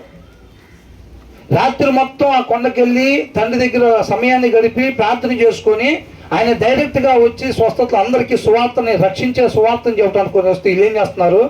నేను తండ్రి ఒకటే, తండ్రి పంపిస్తేనే నేను వచ్చా, నా అంతటికి నేనేం మాట్లాడతలేదు, తండ్రి మాట నేను మాట్లాడుతాను, నువ్వు తండ్రి ఒకటేంది అసలు అని వీళ్ళు ఏం చేస్తున్నారు? ఎమ్మటే రాళ్ళు తీసుకుంటున్నారు. యేసుక్రీస్తు వారు అనుకున్నారా ఏంది రాత్రి ప్రార్థన సరిగ్గా చేయలేదయ్యింది నేను అని? తండ్రికి ప్రార్థన సరిగ్గా చేయలేదయ్యింది, మరి ఏంది రాళ్ళు తీసుకుని ఎమ్మడి పడుతున్నారు? కొడ దెబ్బలు కొడుతున్నారు ఏంది? అంటే దేవుడి స్వరం కాదా ఈయన? నేను రాత్రి అట్లా ఎవరు పడ్డారా? కాదు. అర్థమవుతుందండి? అదే అంటున్నాడు ఇక్కడ. ఉన్నాడు, you are good and what you do is good, teach me your decrees. ప్రభా నువ్వు మంచివాడివి, నువ్వు ఏది చేసినా అది మాకు మంచే చేస్తావు కాబట్టి చెప్పు ప్రభా, ఎలా ఏం చేయమంటావు ఇప్పుడు మమ్మల్ని? అలా వచ్చి కూర్చున్నారా? వాక్యం స్టార్ట్ చేసే ముందు అలాగే, ప్రభా మనం కనపడకూడదు, మరుగు చేయబడి నీ సేవకుని మరుగు చేసి నువ్వే మాతో మాట్లాడు. ఆ ప్రభా ఏం చేయమంటావు చెప్పు ప్రభా అన్నట్టు కూర్చున్నారా?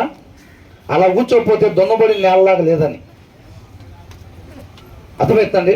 ప్రభా ఏం చేయమంటావు చెప్పు, ఆ కాలు తీసి అక్కడ పెట్టు అనగానే అంటే ఏమంటున్నాడు? నిన్ను వల్ల నీ పొరుగు వారిని అని అంటాడు, ప్రేమించమంటున్నాడు. ఆ కాలు తీసి అక్కడ పెట్టాను అంటున్నాడు. అబ్బో, అది వాక్యం అట్లా ఉంటుందని మన దేశం, కానీ అది మనం చేసేది కాదు. మనం చేసేది కాకపోతే ఏముంది? రేపు మనకు ఒక బ్యాచ్ ఉంటారు, ఆ బ్యాచ్తో పాటు డీప్ ఫ్రై. ఏంటంట? Deep fry. అవునా? డీప్ ఫ్రైలో ఉంటాం. మనం కాదు సార్ బో, మనమే ప్రేమిస్తామండి. మనం అంటే ప్రేమించుకుంటాం. మన పిల్లల వాటికైతే ఓకేలే, కానీ ఇంటి ముందామని, ఇంటి పక్కన వాళ్ళని, ఇంటి వెనకాల వాళ్ళని, కానీ వాళ్ళు ఏమన్నా మనం ప్రేమిస్తుంటే అదే రీతిగా మంచిగా మాట్లాడి నువ్వు బాగుండాలి, నీ పిల్లలు బాగుండాలి అంటే మనం కూడా నువ్వు బాగుండాలి, అయితే నీ పిల్లలు కూడా బాగుండాలన్నట్టే అనుకోవచ్చు. ఆమె మనం చూస్తే కుళ్ళుకొని ఎడుస్తూ ఉండిద్ది. అయినా మనం ప్రేమించాలంటే వాళ్ళని మనం నాశనం అయిపోవాలి, మన పిల్లలు నాశనం అయిపోవాలి ఆమె అనుకుంటుంది. అయినా సరే మనం ఏమనాలంట, నువ్వు బాగుండాలి, నీ పిల్లలు బాగుండాలి, మీ చుట్టాలందరూ బాగుండాలి. అవునా? యేసయ్య కొడుతుంటే ఏమంటున్నాడంట, తండ్రి వీళ్ళు ఏం చేస్తున్నారు, ఇది లోకంలోది కాదే అనుకున్నారు వాళ్ళు. తండ్రిని కనపరిచాడు కుమారుడు. అర్థమైందండి? కుమారులు ఎవరిని చూశారు వాళ్ళు? తండ్రిని చూశారు వాళ్ళు. అది కరెక్ట్ అనుకున్నారు. మేము కూడా అలా ఉండాలనుకున్నారు. ఇవాళ మనలో చూస్తున్నారు జనం, ప్రార్థన చేసుకుని వస్తాం, 18 సంవత్సరాల నుంచి చర్చికి పోతాం, బాప్తీసం తీసుకొని వస్తాం. వాళ్ళు మేము మా పిల్లలు బాగుండాలని మీరు కోరుకుంటేనే మేము కూడా కోరుకుంటాం. లేకపోతే మేము నాశనం అయిపోవాలి, మా పిల్లలు నాశనం అయిపోవాలని చెప్పి మీరు కానీ కోరుకున్నారు అనుకో, మనం కూడా అంతే కోరుకుంటాం. అంతే కోరుకుంటే ఏమైంది, వాళ్ళతో పాటే ఉండొచ్చు. ఎక్కడ? డీప్ ఫ్రైలో. అవునా? ఇక దానికి క్రైస్తవంతో పనే ఉందండి. దానికి యేసుక్రీస్తు వారి దగ్గరికి రావాలా? వాళ్ళని బట్టి మనం ఉండేదట్టయితే వాళ్ళు ఎలాగున్నా సరే నువ్వు ఎలా ఉండాలంట, నీ కుటుంబం ఎలా ఉండాలంట, వాళ్ళు ఎలాగున్నా సరే నువ్వు నీ కుటుంబం క్రీస్తు వలె ఉండాలంతే. ఆ రోగల మన తీసుకొని రావటం కాదు, తలకాయ మీద వేసినా సరే ఏమనాలి, నోట్లో నుంచి వచ్చే మాట, నువ్వు నీ పిల్లలు బాగుండాలంతే. ఎక్కడి నుంచి రావాలి ఆ మాట? నోటి దగ్గర నుంచి కాదు, ఆ బాణం వెనక్కలాగి పంపించాలి. వెనకలాగటం అంటే ఎక్కడ దాకా? హృదయం దాకా. హృదయంలో నుంచి తండ్రి వీళ్ళు ఏం చేస్తున్నారు ఇలా తెలియదు, తండ్రి వీళ్ళు ఏం చేస్తున్నారు ఇలా తెలియదు, ఇలా క్షమించాడు ఎక్కడి నుంచి అన్నాడు? ఉట్టి నోటి దగ్గర నుంచి అన్నాడా? హృదయపూర్వకంగా అన్నాడు అన్నమాట. అర్థమవుతుందండి? ఎప్పుడు అనాలంట మాట? తలకాయ పగిలి రక్తం ఇటు నుంచి కారుతుంటే ఏమనాలంట? నువ్వు, నీ పిల్లలు, నీ రక్త సంబంధికులు అందరూ బాగుండాలి. అర్థమవుతుందండి?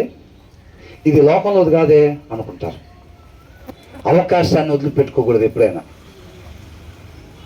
చేశారు ప్రార్థన ఇండియా పాకిస్తాన్ గురించి, సంపాదించుకున్నారు ఆస్తి. అవకాశాన్ని ఉపయోగించి ఆస్తి సంపాదించుకోవాలండి. బైబిల్లో ఉందా లేదా ఆస్తి సంపాదించుకోమని? ఎక్కడ ఆస్తి? అక్కడ ఆస్తి. అవకాశం. వీళ్ళిద్దరికి యుద్ధం వచ్చింది. నువ్వు నేను ఎప్పుడైతే మోకరించి ప్రార్థన చేస్తాం, మన ఇంట్లో పరిస్థితులు అలా ఉంటే ఎలా అయితే ప్రార్థన చేస్తాం అలా ప్రార్థన చేస్తే, అవునా, ఆస్తిని మనం సంపాదించుకున్నట్టే. సమాధానం పడిందా లేదా? సమాధానం పరిచాడు దేవుడు. అర్థమవుతుందండి? యుద్ధం ఆగిపోయింది. యుద్ధం ఆగిపోయింది. ఆ అవకాశాన్ని మనం ఉపయోగించుకున్నామా లేదా? చక్కగా కొంత డబ్బులు జాగ్రత్త చేసుకున్నాం. ఏ పరిస్థితిని కూడా విడిచిపెట్టకూడదు అంతే. అర్థమవుతుందండి? కాకపోతే చెప్పినంత తేలిక బ్రదర్ చెప్తుంటే బాగానే ఉంది, నిజంగా రోకలు పడ తీసుకుని వస్తుంటే మన పరిస్థితి అప్పుడు మనం కూడా పక్కన ఉన్నది అందుకొని ఏం చేస్తారంట, పక్కన ఉన్నది అందుకుంటారంట. ఎందుకని? బలం సరిపోలా. లోపల అనుకుంది ఒకటంట, బయటికి చేసేది ఇంకోటంట. ఎవరు చెప్పారు ఈ మాట? నేను ఒకటి అనుకుని ఇంకొకటి చేస్తున్నాను, వేరొక నియమం పౌలు గారు చెప్పారు. ఎవరు చెప్పారు కూడా మనకి తెలియదు. మేము సెంట్రల్ ఏసీలో పుట్టి పెరిగి మమ్మల్ని తీసుకొచ్చి బేరాల మధ్యలో వేసి ఏందండి మీ గోళ? ఏందంట? సెంట్రల్ ఏసీలో ఏమైనా పుట్టి పెరిగింది అందరం. ఒకసారి మిషనరీల సంగతి చూడండి. ఇంటి దగ్గరికి వెళ్ళిన తర్వాత టీవీలు పెట్టుకొని చూస్తే ఆ మిషనరీలు ఎంత ధనవంతులో ఒకసారి చూడండి. వాళ్ళు ఎలాగ అవమానాలు పడ్డారు, ఎలాంటి రిమోట్ ఏరియాలకి సరైన సౌకర్యాలు లేకుండా నీళ్ళ బిందు కోసం ఎంత దూరం పోవాల్సిన ప్రదేశాలకి పరిశుద్ధాత్మని ప్రేరేపణ బట్టి వాళ్ళు వెళ్ళి అక్కడ చనిపోయేంత వరకు కూడా పరిచర్యని చేశారు. అలాంటి సిటీలో, అలాంటి ఇళ్లలో, అలాంటి సౌకర్యాల మధ్యలో పెరిగిన వాళ్ళు. అవునా? వాస్తవానికి మనం ఉండేది కూడా ఇంచుమించుకి ఇలాంటి వాతావరణాల్లోనే ఉంటాం. అంత గొప్పగా మనం అనుకునేటట్టుగా సాయంత్రం పూట టీ 5వ ఫ్లోర్లోనూ మధ్యాహ్నం భోజనం 6వ ఫ్లోర్లో చేసేవాళ్ళు ఎవరు ఉన్నారా మన దగ్గర? ఎవరు లేరు, అవునా కదా? కాబట్టి మనకు అట్లా అంటున్నాడు. ఇక్కడ ఏంటంటే అండి, ఇది సత్యం, ఈయన నమ్మదగిన వాడు అన్నది మనం ఇక్కడ తెలియపరుస్తున్నారు అంతే, దేవుడి కృపను బట్టి. తర్వాత ఆయన ఏమేమి చెప్తున్నాడు అనేది మనం ఇంటికి వెళ్ళి చదువుకోవాలి. అర్థమవుతుందండి? మనం ఇంటికి వెళ్ళి చదువుకోవాలి. మనం ఇంటికి వెళ్ళి చదవకపోతే ప్రయోజనం ఏమీ లేదు. ఆ తర్వాత ఏమన్నాడు?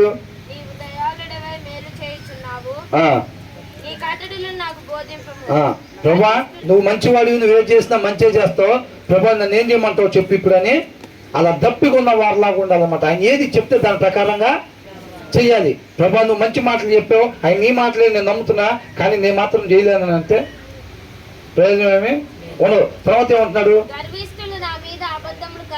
గర్విష్ఠులు ఏం చేస్తారంట? లోకస్తులు బయలుదేరారు వీళ్ళు. ఏంటంట? బయలుదేరారు వీళ్ళు బైబిల్ పట్టుకొని ఆదివారం పూట అని అనుకుంటే ఎర్రోళ్ళలాగా చూస్తారు మనల్ని. ఎట్లా చూస్తారు? పిచ్చోళ్ళలాగా, ఎర్రోళ్ళలాగా అసత్యాన్ని పట్టుకొని మనం ఏదో ఎమ్మడపడుతున్నాం, రేపు మనకంతా ఉండిద్ది అని వాళ్ళు అనుకుంటూ ఉంటారు.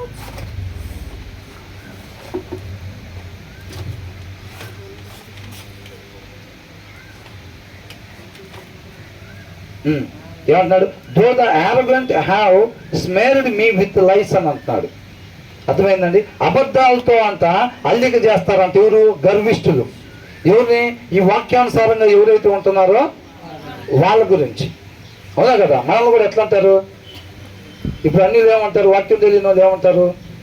మీరు ధన్యులు బ్రదర్, మంచి మార్గాన్ని ఎన్నుకున్నారు, మీరు మంచి మార్గంలో వెళ్తూ ఉంటారు, మంచి ఆత్మీయ ఆహారాన్ని భుజించి చక్కగా రక్షణలోకి వెళ్తున్నారు అంటారా?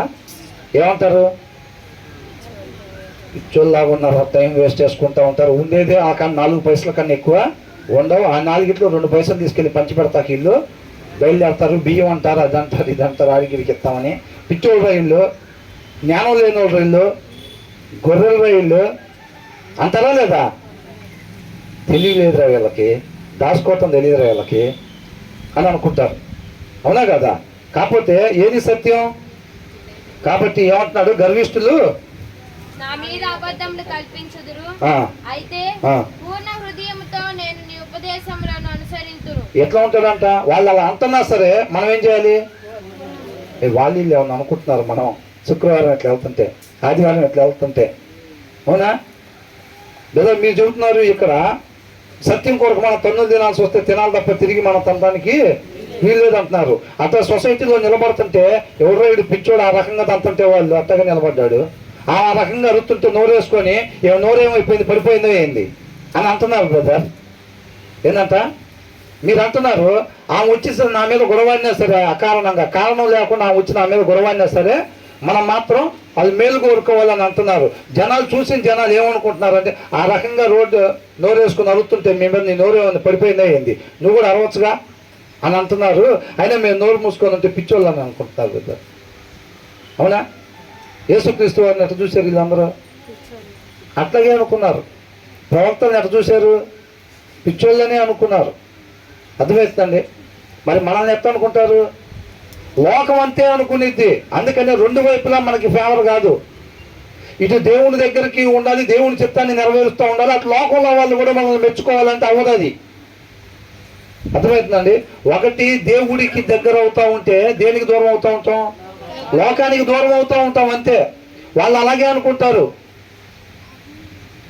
అరే ఇక్కడ ఉన్న పిచ్చంలాగా ఉందిరా బాబు, ఎవడన్నా తెలిసినా కానీ ఏమి మాట్లాడరు, తగినా కానీ ఏమి మాట్లాడరు. ఆ ఒక్కతే కాదు, వాళ్ళ పిల్లల్ని కూడా అట్టగే పెంచుతుంది అని అనుకుంటారు. మనల్ని జనాల మధ్యలో మనం ఎట్లా పెరుగుతాం? పిచ్చోళ్ళలాగానే పెరుగుతాం. ఎవరికి ఇష్టంగా పెరుగుతాం?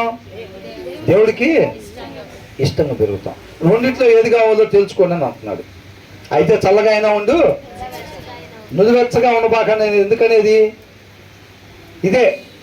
మేము ఇట్ట అనుకుంటాం, జనాలు కూడా మమ్మల్ని అట్టనుకో, జనాలు కూడా నెంబర్ 1 రా వీడు, నెంబర్ 1 రా సిస్టర్స్లో అని అనుకోవాలని కోరుకోకూడదు అని అంటున్నాడు. అర్థమవుతుందండి? తర్వాత ఏమంటున్నాడు, though the arrogant house made me with lies I keep your precepts with all my heart అని అంటున్నాడు. పూర్ణ హృదయంతో అనంత ఆయన మాటని అనుసరిస్తాం. జనాలు ఏదైనా అనుకోని, ఏందంట జనాలు ఏదైనా అనుకోని, జనాల మాటలు పట్టించుకుంటే మనం వాక్యాన్ని అనుసరిస్తామా? అనుసరించదాం. ఏంద్రా ఆయన ఎవడో చెప్పాడని చెప్పి తాడు పట్టుకొని పైకి ఎక్కుతున్నాడు వీడు అని అనుకుంటారు ఆ బావిలో ఉండేవాళ్ళు. ఆ మాటలన్నీ పట్టించుకుంటావా? నువ్వు అక్కడే నశించిపోతావు, మేమందరం ఏదో దారి చూసుకొని రేపు రోజున బయటికి పడతామని అంటూ ఉంటారు వాళ్ళు. వాళ్ళ మాటలు వీళ్ళ మాటలు పట్టించుకొని మనం ఉండకూడదు లోకస్తుల్లాగా. అర్థమవుతుందండి. తర్వాత ఏమంటున్నాడు, అట్లా అంట. చూసారండి, వాక్యం లేని హృదయం ఎలా ఉంటుందంట? క్రొవ్వు బట్టి ఉండిద్దంట. అంటే చెప్పిన పని చేయదు. ఆ దినాల్లో ఇశ్రాయేలీయులకి వాళ్ళ హృదయాలు ఎట్లున్నాయి? కఠినంగా ఉన్నాయి, క్రొవ్విన హృదయాల్లాగా ఉన్నాయి అన్నమాట. అప్పుడు దేవుడు చెప్పిన మాట ప్రకారం వాళ్ళు చేయరు. క్యాలోస్ అని అంటే దేర్ హార్ట్స్ ఆర్ క్యాలోస్ అండ్ అన్ఫీలింగ్ అని అంటున్నాడు. అంటే వాళ్ళు కనికరం లేని వారిగా, హృదయంలో వాక్యం లేని హృదయం కలిగి ఉండే లక్షణాలు అన్నమాట ఇవి. అర్థమవుతుందండి. క్రొవ్విన హృదయం, కనికరం లేని హృదయం, అది ఎవరి హృదయం? వాక్యం లేని హృదయం అలా ఉండిద్ది అనమాట. ఎవరి హృదయాల్లో అయితే వాక్యం ఉండిద్దో వాళ్ళ హృదయం కనికరం కలిగిన హృదయంగా ఉండిద్ది, క్రొవ్విన హృదయంగా ఉండదు. అర్థమవుతుందండి. ఎవరంట? ఈ లోకస్తులు ఎవరైతే అట్లా అంటున్నారో చూసారండి, వాళ్ళ హృదయాలంట పైన వచ్చిన చెప్పారు కదా, వాళ్ళ హృదయాలంట క్రొవ్విన హృదయాలుగా, కనికరం లేని హృదయాలుగా ఉంటాయి. బట్ అవి డిలైట్ ఇన్ వల్ల ఏమంటున్నారండి? తెలుగు చదవండి.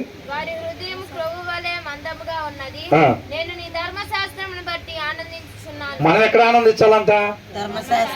ఆయన మాటను బట్టి మనం ఆనందించేవారుగా ఉండాలి. మన ఆనందం ఎక్కడ ఉండాలి? నిరీక్షణ కలిగి నేను తండ్రితో పాటు యుగ యుగాలు ఉండిపోతున్నాను, నేను పైకి ఎక్కుతున్నాను నేను, కాబట్టి మన ఆనందం ఆయన కాలు తీసి అక్కడ పెట్టు, చెయ్యి అక్కడ పెట్టు, తర్వాత ఆ చేయితో దాన్ని పట్టుకో అని అంటున్నాడు. చూసారా? ఆయన మాటలోని ఆనందం, అక్కడే రక్షణ, అదే మనల్ని పైకి తీసుకెళ్లేది. అర్థమవుతుందండి. జనాల మాటలు కాదు మనం పట్టించుకోవాల్సింది. ఎవరి మాట పట్టించుకోవాలి? ఆయన మాట, రక్షకుని మాట మనం పట్టించుకోవాలి. ఆయన ఏం చేయమంటున్నాడు అనేది చెప్పి దాంట్లో మనం ఆనందపడాలి తప్ప ఆల్రెడీ బావిలో ఉండేవాడు ఏం మాట్లాడుతున్నాడు అనేది, మనం లోకస్తులు ఏం మాట్లాడుతున్నారు, మనం ఏమంటున్నారు, ఎలా ట్రీట్ చేస్తున్నారు, ఎలా చూస్తున్నారు అనేది కాదు మనం చేయాల్సింది. వాళ్ళ మాట పట్టించుకోకూడదు, రక్షకుని మాట మనం పట్టించుకోవాలి. దాని మీద ధ్యాస పెట్టాలి. దాంట్లో ఆనందం, సంతోషం. ఎందుకు? నేను పైకి వెళ్తున్నాను, ఆయన చెప్పినట్టుగా నేను వేస్తుంటే పైకి తండ్రి దగ్గరికి వెళ్తున్నాను, తండ్రికి దగ్గర అవుతున్నాను, కాబట్టి దాంట్లో ఆనందం అన్నమాట, దాంట్లో సంతోషం. కింద వాళ్ళు అట్లాగే అంటానే ఉంటారు, అవునా కదా? మీకు తెలిసే ఉంటుంది కదా, ఇప్పుడు విమానంలో అంటే పీతలు తీసుకుపోతున్నారు అని అంటే అన్ని బాక్సులకంతా మూతలు పెట్టారన్న పైకి రాకుండా. ఇండియా దానికంతా మూత పెట్టలేదంట. దానికి పెట్టలేదు మూత అంటే, ఇండియా బాక్స్కు మూత పెట్టే పని ఏమీ లేదు. ఒక పీత పైకి ఎక్కుతుంటే రెండో పీత కాలు పట్టుకొని కిందకు లాగుతూ ఉండిద్దంట. అర్థమవుతుందండి. దానికి బాక్స్తో పని ఏమీ లేదు. ఒకరి పైకి ఎక్కుతుంటే రెండో వాడి కిందకు లాగుతూ ఉంటారు వాళ్ళు. కాబట్టి కింద ఉన్న వాళ్ళ మాటలు మనం పట్టించుకోవాల్సిన అవసరం లేదు. కింద ఉన్న వాళ్ళంటే ఎవరు? వాక్యం లేని లోకస్తులు. వాక్యం లేని లోకస్తులు అన్న మాటలు మనం పట్టించుకోవాల్సిన అవసరం లేదు. మన రక్షకుడు ఏం చెప్తున్నాడు, వాక్యమైన దేవుడు ఏం చెప్తున్నాడు, మన ధ్యాస దాని మీదే ఉండాలి. అది చేస్తా పోతా ఉంటే ఆనందం వేరు. అది నీలోనే ఆనందం అంటే. అర్థమవుతుందండి. అది తండ్రికి దగ్గరికి చేస్తూ ఉంటుంది. ఆయన ఏం చెబుతున్నాడు ఇంతకీ? ఆయన ఎక్కడ చేయి పెట్టమంటున్నాడు, ఎక్కడ కాలు పెట్టమంటున్నాడు? ఇంకో నేను ఎగ్జాంపుల్కి ఒక రెండు చెప్పేది అంతే, అవునా? ఆయన తర్వాత కాలు తీసి ఎక్కడ పెట్టమంటున్నాడు? దీంట్లో ఉంది. తర్వాత చేయి తీసి ఎక్కడ పెట్టమంటున్నాడు? దీంట్లో ఉంది. మళ్ళీ ఆ కాలు తీసి ఎక్కడ పెట్టమంటున్నాడు? దీంట్లో ఉంది. మళ్ళీ ఆ చేయి తీసి ఎక్కడ పెట్టమంటున్నాడు? దీంట్లో ఉంది. అది ఇంటికి పోయి చదివితే తెలిసింది. బ్రదర్ 2 చోట్ల చెప్పారు, బాగానే ఉన్నారు, 2 మానుకున్నాం మేము. ఒక కాలు తీసి ఇక్కడ పెట్టాం, ఒక చేయి ఆడ పెట్టాం, ఇంకా అక్కడే ఉన్నాం బ్రదర్. మిగతాయి మీరు చెప్పలేదు, మేము చెప్పటం కాదు. అవి మిగతాయి అన్నీ దీంట్లో ఉంటే ఇంటికి పోయి చదువుకుంటా ఉంటే ఆయన ఎక్కడ కాలు తీసి మళ్ళీ ఎక్కడ పెట్టాలి, తర్వాత చేయి తీసి ఎక్కడ పెట్టాలనేది దీంట్లో ఉండిద్ది అనమాట. ఈ 45 నిమిషాల్లో మొత్తం చివరి దాకా ఎక్కేసేదట్టుగా ఏమి చెప్పడానికి ఉండేదు. అర్థమవుతుంది. కాబట్టి ఏమంటున్నాడు, ఈ కింద ఉండే వాళ్ళు, ఈ వాక్యం లేని లోకస్తులు, వాళ్ళ హృదయాలు ఎలా ఉంటాయి అంట, క్రొవ్విన హృదయాలుగా ఉంటే దేవుడు మాట వినే పరిస్థితి ఉండదు. కనికరం లేని హృదయాలుగా ఉంటాయి. కానీ నేను మాత్రం నీ మాటను బట్టి నేను ఆనందించేవాడిగా ఉంటాను అని అంటాడు. ఆ తర్వాత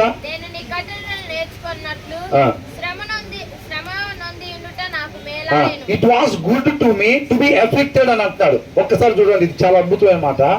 it was good to me, నాకు ఇది మంచిది అని అంటున్నాడు. ఏది? నేను శ్రమ పొందుట నాకు మంచిది అని అంటున్నాడు. అర్థమవుతుందండి. ఇందాక మనం అనుకున్నాం కదా, శ్రమ మనకి మంచిదే కదా. ఆ శ్రమ మనకి విధేయతని నేర్పించింది. ఆయన మాట ఇట్లా చెప్తున్నాడు, కానీ ఆ మాట ప్రకారం మేము ఉండలేకపోతున్నాం. అంటే మనకి ఏం కొదువయిందంట? శ్రమ కొదువై ఉంది. యేసుక్రీస్తు వారు కూడా శ్రమల గుండా వెళ్ళి విధేయతని నేర్చుకున్నాడు. ఏం చేశాడంట? శ్రమల గుండా వెళ్ళి విధేయతని నేర్చుకున్నాడు. కాబట్టి మనం కూడా అదే శ్రమల గుండా వెళ్తేనే విధేయతని నేర్చుకుంటాం. కాబట్టి ఏమంటున్నాడు, నేను శ్రమ కలిగి ఉండుట నాకు మేలుకరము, so that I might learn your decrees అని అంటున్నాడు. దానిని బట్టి, ఆ శ్రమలను బట్టి నేను నీ శాసనాల్ని, నీ వాక్యాన్ని నేను అనుసరించేవాడిగా ఉంటాను అని అంటున్నాడు. అర్థమవుతుందండి. అప్పుడే ఫస్ట్ వచ్చారు అనుకోండి, శ్రమలు కావాలంటున్నారు, విధేయత నేర్పించే శ్రమల కొరకు ప్రార్థన చేయమంటున్నారు. మన శ్రమలు బాధి అని ఎవరో చెప్తే ఏడకొచ్చాము మనం, అయితే ఇది కర్త సంఘం కాదని అనుకుంటారు. ఏమనుకుంటారు? అందుకనే ఒక్కొక్కసారి ఏమైందంటే, ఒక్కసారి ఆ చర్చికి పోయి ఆ రోజు చెప్పిన ప్రసంగం బట్టి జడ్జి చేయకూడదు ఇప్పుడు కూడా. అర్థమవుతుందండి. ఇవాళ ఎవరైనా వచ్చారనుకోండి, ఏమనుకుంటారు? శ్రమ మనకి కావాలా వద్దా? విధేయత నేర్పించే శ్రమ మనకి కావాలి. ఎప్పటి వరకు కావాలి? అంతం వరకు మనకి కావాలి. తండ్రి చిత్తాన్ని నెరవేర్చేటట్టుగా యేసుక్రీస్తు వారిని కూడా ఆ శ్రమ నడిపించింది. అవునా కదా? ఆ శ్రమ నుంచి ఆయన విధేయతని నేర్చుకున్నాడు. తండ్రి మాట ప్రకారంగా చేసేటట్టుగా విధేయతని నేర్చుకున్నాడు. వాక్యంలో ఇలా ఉంటుందండి, అబద్ధాలు ఆడద్దని, కానీ మేము ఆడుతూ ఉంటాం. అలా అవిధేయత కాకుండా సీరియస్ చూడద్దని వాక్యంలో ఉంటుందండి, అయినా మేము చూస్తూ ఉంటాం. ఏం కొదువైంది? శ్రమ కొదువైంది అనమాట. అవునా? కాబట్టి ఏమంటున్నాడు, శ్రమ కలిగి ఉండుట నాకు మేలాయను. బా, ఇక్కడ ఈ మాట చూడండి, ఏమంటున్నాడు? ఏందంట?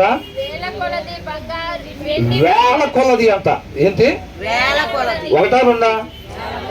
వేల కొలది. వెండి బంగారు నాణ్యముల కంటే నీవు ఇచ్చిన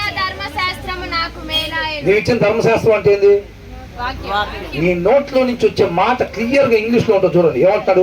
the law from your mouth is more precious to me అని అంటున్నాడు. ఏమంటున్నాడు? నీ నోట్లో నుంచి వచ్చే మాట నాకు ఎంతో విలువైనది, ప్రీషియస్, విలువైనది than thousands of pieces of silver and gold అని అంటున్నాడు. ఏంటంట?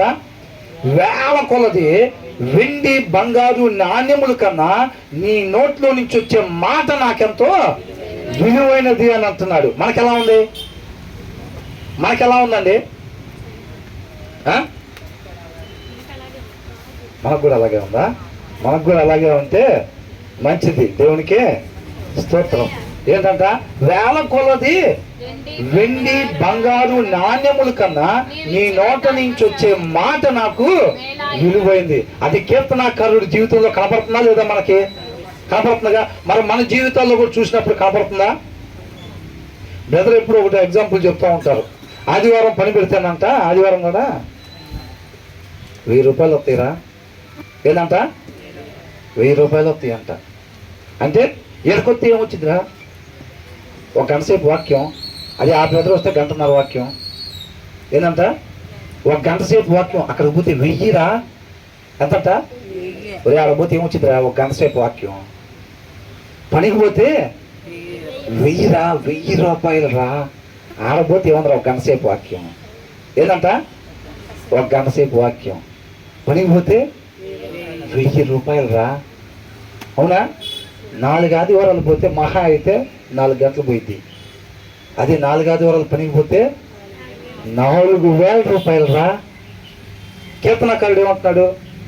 వేల కొలది వెండి బంగారు నాణ్యముల కన్నా నీ నోట నుంచి వచ్చే మాట నాకు విలువైంది. అది నన్ను రక్షించే. వెండి బంగారు నాణ్యాలు ఏముంటాయి? కొద్ది రోజులు ఉంటాయి, పోతాయి. అయ్యి ఒక ఇల్లు మొత్తాన్ని సమకూర్చామనుకోండి, బంగారు నాణ్యాలు రేపు రాకడ వచ్చింది అనుకోండి, ఎటు పోతాయి? అయ్యి ఎడిపోతాయి అవన్నీ. ఒక అపార్ట్మెంట్ మొత్తానికి సరిపడే బంగారు నాణ్యాలు మనం సమకూర్చామనుకోండి, అవునా, దేవుడి మాట వదిలిపెట్టి ఒక అపార్ట్మెంట్ మొత్తానికి సరిపడే బంగారు నాణ్యాలు మొత్తం మనం పెట్టాం.